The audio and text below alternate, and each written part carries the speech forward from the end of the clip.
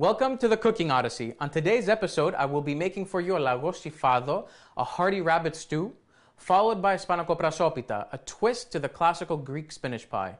And we'll finish it off with a moustalevria, a wonderful dessert made of grape must. But in the meantime, let's go to Greece to find the source of inspiration for today's recipes. After several weeks of traveling through Greece, I knew it was time to visit a region made for the gods. Full of legend, full of wonder, and full of deep-rooted history. Welcome to Mount Olympus. My first stop was at the base of Mount Olympus, a small town called Litochoro, also known as the Gates of the Gods' Residencies for its proximity to the mountain.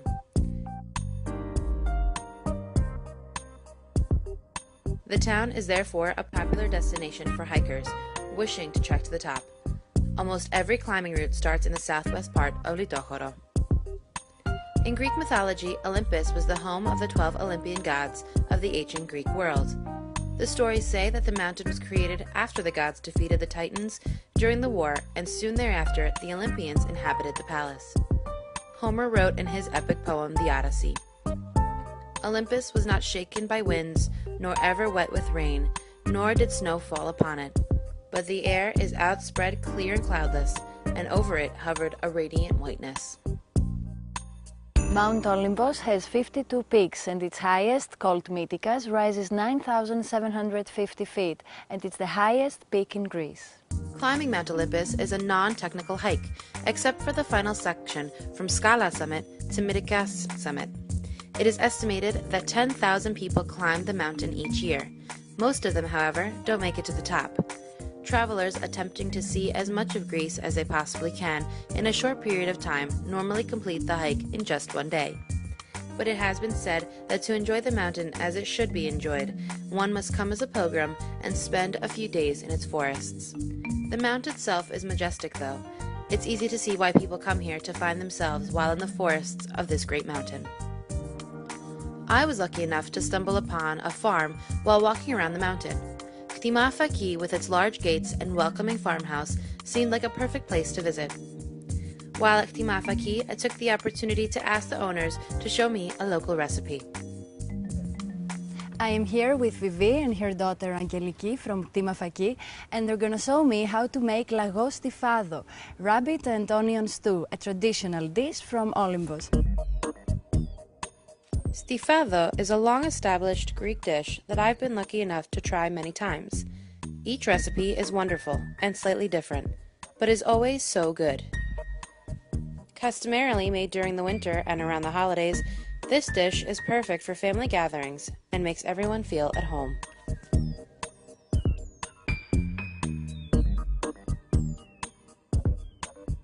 While cooking with Vivi and Angeliki was so much fun, it was time to move on to our next destination. But don't worry if you didn't catch how to make stifado. Yanni will walk you through the whole process so that your dish looks as delicious as mine does here.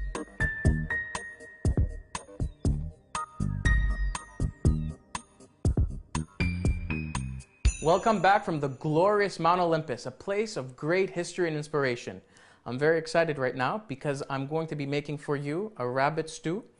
And for the ingredients, we have a full rabbit, which I've gutted, cleaned in vinegar, and cut into large pieces. And this has been marinating overnight in a cup of red wine and half a cup of olive oil.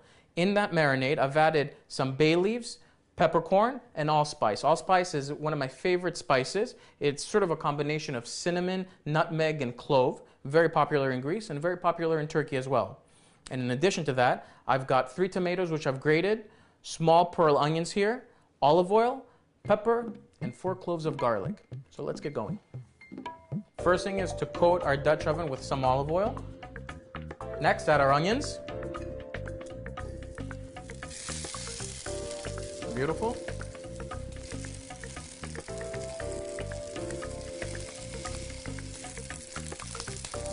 You're looking to brown all sides of the onions. There we go. This is a lovely dish to do on a Sunday. You have a little time, invite friends over.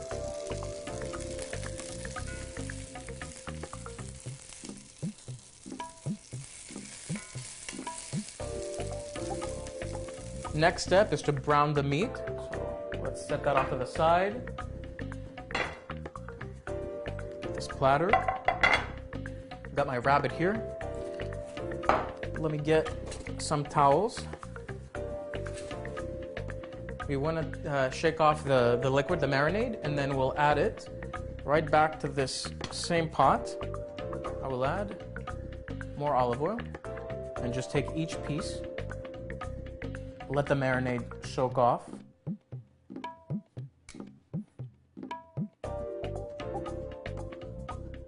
The olive oil is nice and hot. Time to begin browning.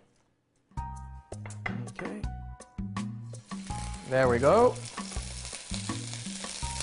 You want to get that nice crust on both sides of the meat.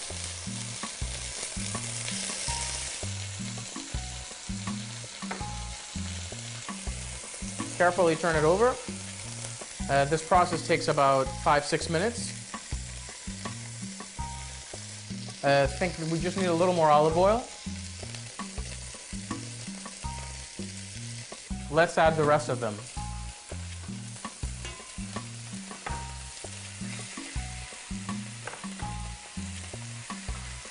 A few of them are actually done, so I'll remove them carefully into this bowl. Brown the other side for each of those pieces. We'll remove all of them, and then we'll deglaze the pot with our extra marinade here.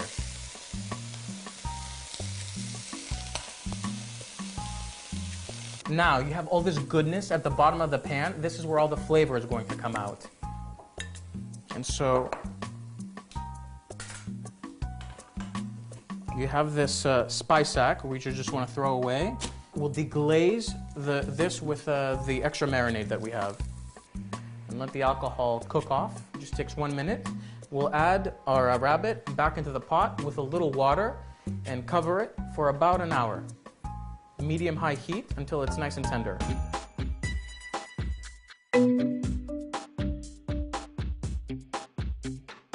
Let's check this out. I think we're halfway there. Looks gorgeous. Beautiful. Now it's time to add the rest of the ingredients. I'll add my onions. Very nice. Next, my tomatoes.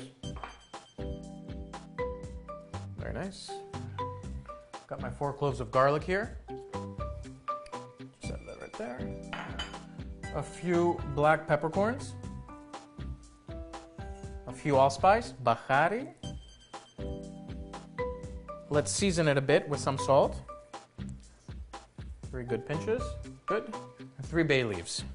And the last ingredient, freshly ground pepper. Let's get generous with it. Great. Let's give it a good mix.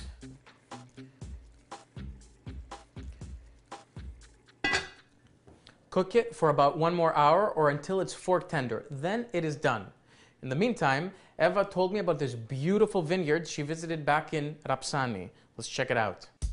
On the mountain where Dionysus, the ancient Greek god of the grape harvest, winemaking, and wine resided, so does Tsandali, a winery founded 25 years ago in the Rapsani region. Over 100 years ago, in 1890, the Tsandali family began making wines in eastern Thrace. Evangelos Tsandalis established the company out of deep respect for the land's beauty and his strong commitment to quality. But it wasn't until his visit to Mount Athos when he decided to resurrect the monastic vineyards and tradition of its wines.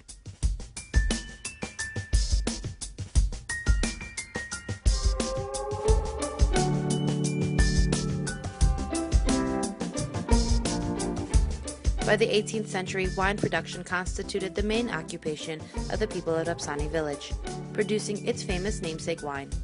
And so, I wanted to know more about this prominent libation, and who better to ask than Pericles Dracos, the director of exports for Tsandali wines. Why is Tsandali's wines here in Rapsani? Well, because the location is unique. Rapsani is very famous for as a wine producing region for red wines.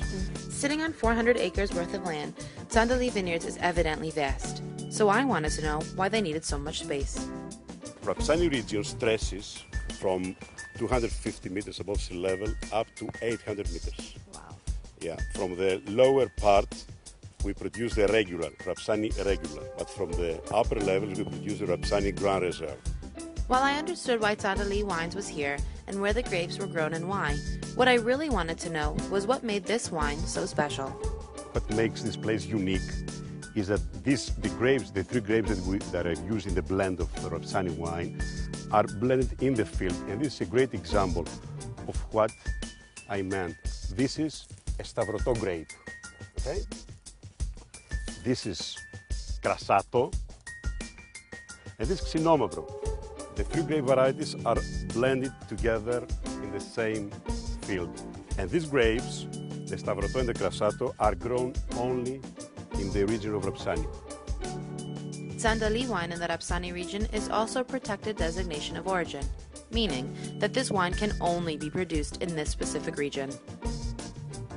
After learning so much about the vineyard and walking around in the hot sun, it was finally time to try Rapsani wine, but not without experiencing a proper tasting first.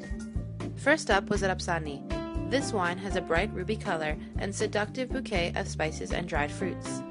Next was the Rapsani Reserve, which was deeper in color and tasted more like blackberries and plums. And last was the Rapsani Grand Reserve, which was the smoothest of all the wines and had aromas of licorice, fruitcake, and olives. An odd combination, but extremely delicious. While the wines were exquisitely delicious, it was definitely time to eat, and Pericles was kind enough to invite us to stay for lunch. And so, all together, crew and all, we sat down for a meal at Tandali Vineyards in Rapsani. Well, the moment of truth is upon us. It's taste time. Ooh, it looks incredible. Smells amazing. Let's give it a taste.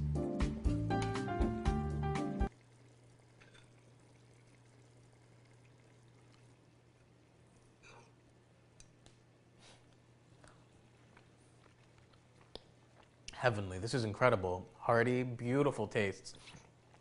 What did you say about spanakoprasopita? You gotta wait for that because it's dessert time.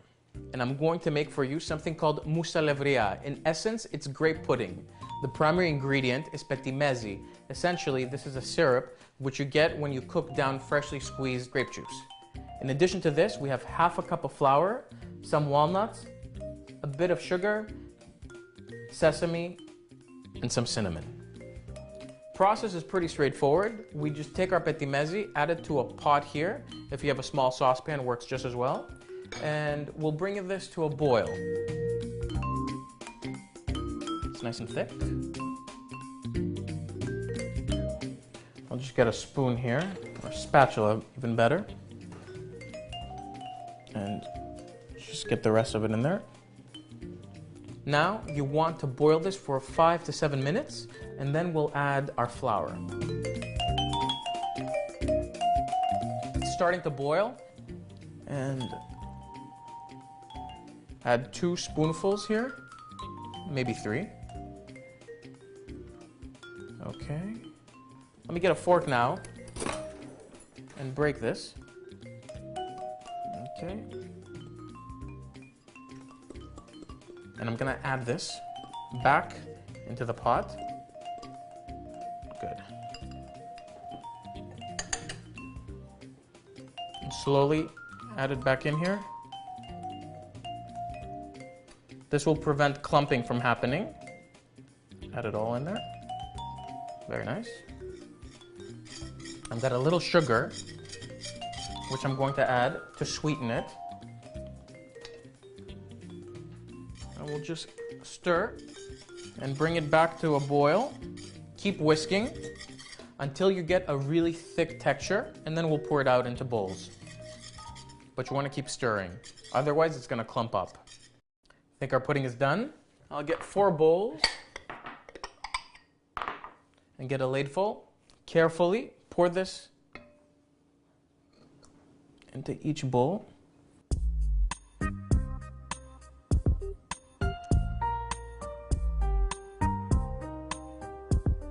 You want to let this cool down, but we'll add our toppings, our walnuts, a bit of sesame,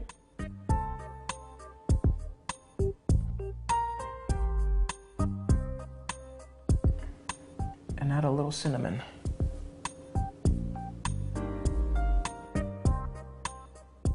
Beautiful. That's it. And as these guys cool down, I'm going to get ready for my final promise, spanakopita.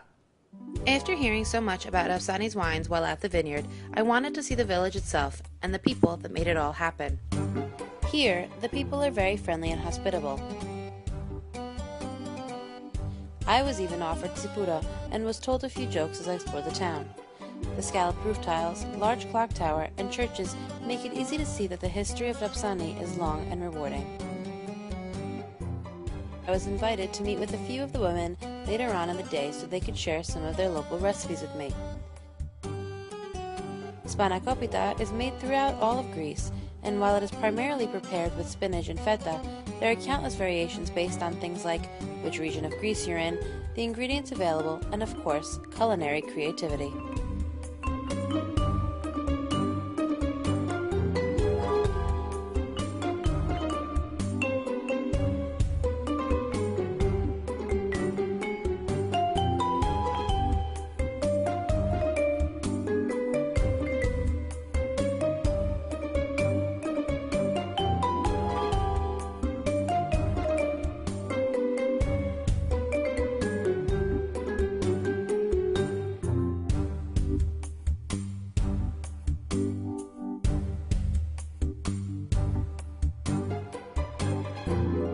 Final recipe for today is going to be a spanakopita.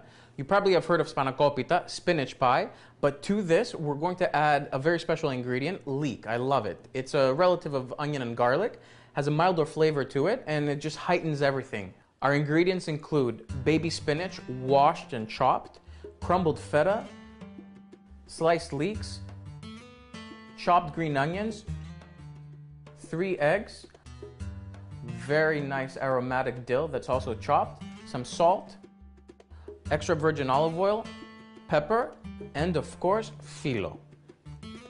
So let's get started. First things first, I want to saute my leek and onion. So take some olive oil here,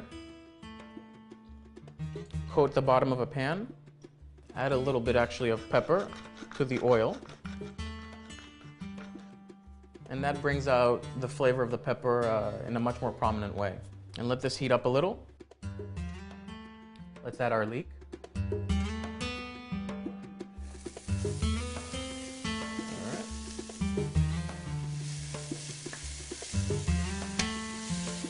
You're just looking to saute it. You don't want it to get too brown.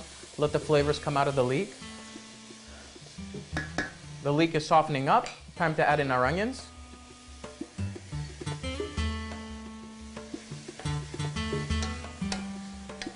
Smells wonderful.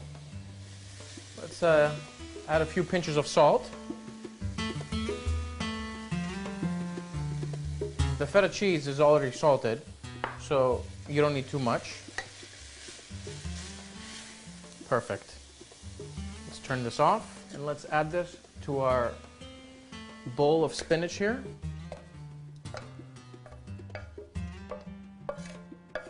Next step is to add our feta. Just right in there. Beautiful. And we've got our dill. I'm gonna add 2 whole bunches. There we go. One final ingredient to add to the mix is some eggs.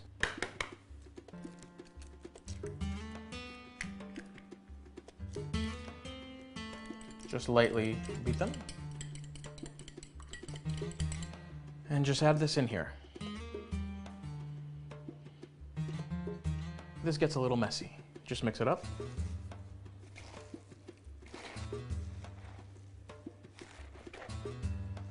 This is a beauty. So now what we have is the assembly of the pie. Let's put this to the side. Get this right here set up for us. And we've got our filo. Roll out our filo. And we're going to put a nice coat of olive oil at the bottom of the pan. Let's just brush the bottom. Okay. We'll add 10 layers to the bottom, mixture, 10 layers on the top. Each layer, we brush olive oil.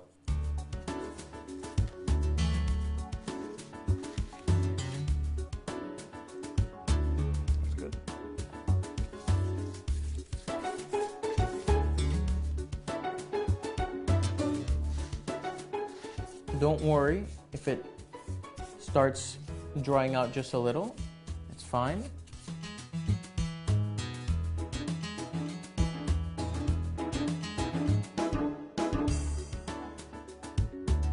So I have 10 layers at the bottom. I'll just add in my mixture.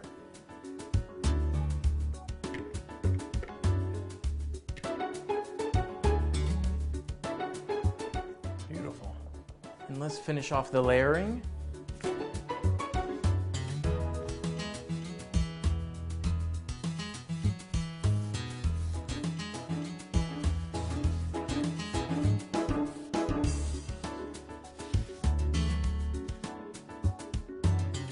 Final step is to cut this into squares before we put it in the oven. Time to bake this. I've been preheating my oven at 350 degrees. We'll get this in there for 45 to 55 minutes and keep your eye on it. My pie is done. Get myself a nice big piece.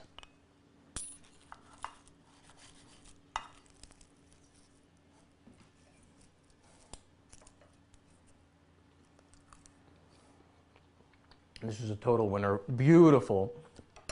It's creamy, wonderful texture with the feta and the mixture with the spinach and the leeks, the sweetness of it. I hope you enjoyed our recipes today, and we'll see you on the next episode of The Cooking Odyssey. Join us for the next episode of The Cooking Odyssey, where we visit a popular winter destination of Greece, see how the local cheese called formaella is made, and we cook with the locals.